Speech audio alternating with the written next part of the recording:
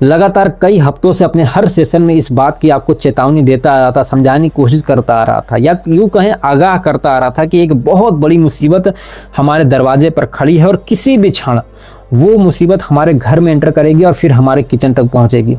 पता नहीं आप लोग कितनों को याद होगा, अब प्रधानमंत्री मोदी जी ने एक सभा को संबोधित करते हुए ये बयान दिया है, ये कहा है, ये समझाया है अपने देशवासियों को कि 1 साल तक कोई भी पैसा सोना चांदी खरीदने में बर्बाद मत करो। चाहे घर में कोई भी प्रोग्राम हो, सोना चांदी मत खरीदो।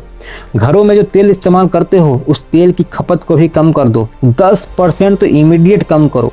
उसके अलावा अगर बाहर कहीं जाना भी है तो पब्लिक ट्रांसपोर्ट का इस्तेमाल करो।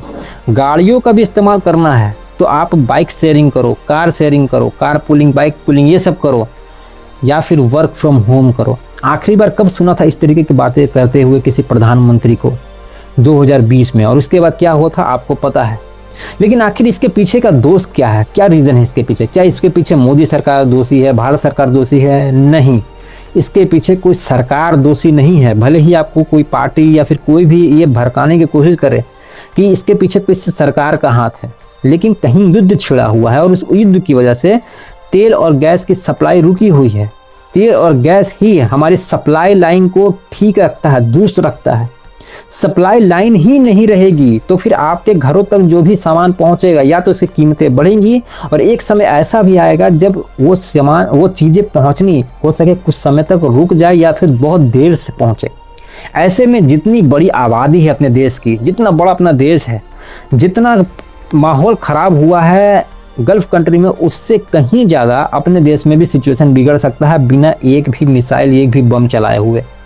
सिर्फ और सिर्फ इस रीज़न से क्योंकि यहाँ पे सप्लाई लाइन दुरुस्त नहीं रहेगी, सप्लाई लाइन यहाँ पे ख़राब होती है। तो ऐसे में करना क्या होगा? पैनिक क्रिएट करके कोई फ़ायदा नहीं है। सरकार भी चाहती है कि पैनिक क्रिएट ना हो, इसीलिए वो बहुत बड़ा लोड अपने ऊपर ले रही है खर्चे का, क्योंकि उन्होंने कहा कि 3000 रुपये एक बोरे फर्टिलाइज़र की कीमत है, जिसको भारत सरकार अब भी 300 में दे रही है किसानों को।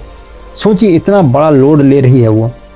जो गैस की कीमतें, मैंने एक बार सेशन किया था, मैंने आपको समझाया था कि एक गैस की सिलेंडर की कीमत 160 रुपये मिनिमम होनी चाहिए पर किलो के हिसाब से, और उस तरीके से अगर होती है तो आपके घरों में जो गैस पहुंच रही है वो ऑलमोस्ट 1900 या फिर 2000 के आसपास होनी चाहिए, जो कि अभी आपको शायद 900 साढ़े 900 रुपये में मिल रही होगी आपके यहाँ पर।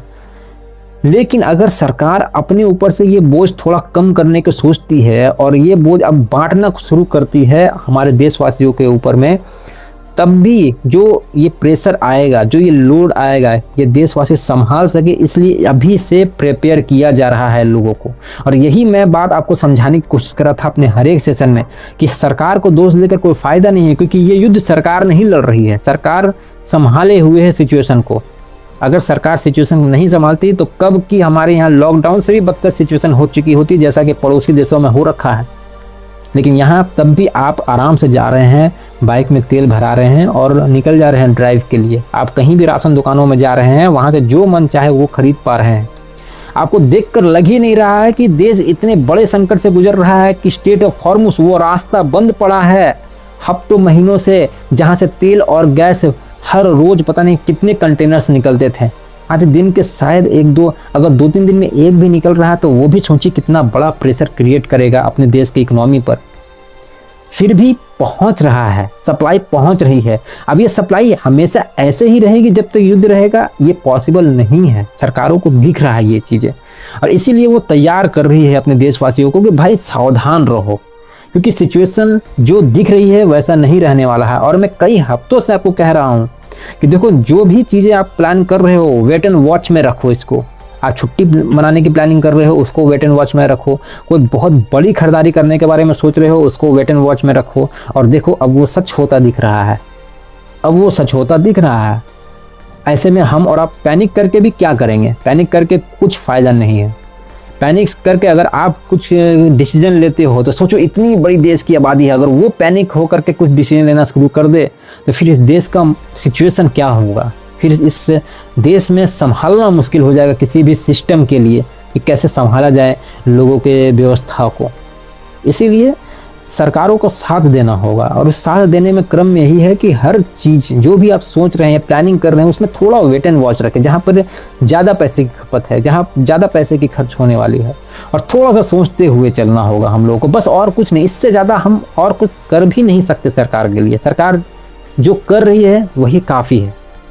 जो लोड पड़ना था उस लोड को बहुत हद तक सरकार ने अपने ऊपर संभाले रखा है। मैं बार बार इस बात को आपको कह रहा हूँ, लेकिन वो ज़्यादा ना हो जाए, इससे पहले कि देश कोलैप्स ना हो जाए, हमारा रक्षा बजट कम ना हो जाए। क्योंकि आप जान रहे हैं कि हमारे आस पड़ोस में कितने दुश्मन भरे हुए हैं। हर देश हमें दबाना चाहता है। वैसे में रक्षा बजट कम नहीं होना चाहिए। सेना को उसकी आपूर्ति कम नहीं होनी चाहिए, चाहे वो तेल का हो, फ्यूल का हो, या किसी भी चीज़ का हो। ऐसे में जो अपनी प्रायोरिटी है उस प्रायोरिटी पर थोड़ा नज़र रखना होगा। प्रधानमंत्री मोदी बार बार कह रहे हैं कि एक लिस्ट बनाएं और उस लिस्ट में देखें कि कितनी वो चीज़ें हैं जो आपको बाहर से मंगाना पड़ता है, यानी बाहर की कंपनियों को आप घर में घुसा रहे हैं। मेक इन इंडिया को आप प्रमोट करें, आप देश के बनी हुई चीज़ों को अपने यहाँ पर लेकर आएँ। वो लिस्ट बनाने की बाकायदा कर रहे हैं। वो लिस्ट में सिर्फ इसलिए नहीं है कि आप अपने देश की बनी हुई चीज़ों को लेकर आएँ, बल्कि वो लिस्ट इसलिए भी है ताकि आप ये देख सके किस चीज़ की आपको ज़रूरत है या फिर किस चीज़ की आपको ज़रूरत नहीं है। ये सब चीज़ें आपको समझना होगा, क्योंकि ये देश अपना है। और यहाँ पर इस बात की आपकी गारंटी है कि इस देश पर अगर हमला होता है तो सबसे पहले ये सरकार और हमारी सेना ही है जो सब चीज़ों से आपको बचाएगी। लेकिन उसको मजबूत रखने के लिए हमको अगर कुछ सेक्रीफाइस करना पड़ता है तो उसको करने में हमें झिझक नहीं होनी चाहिए।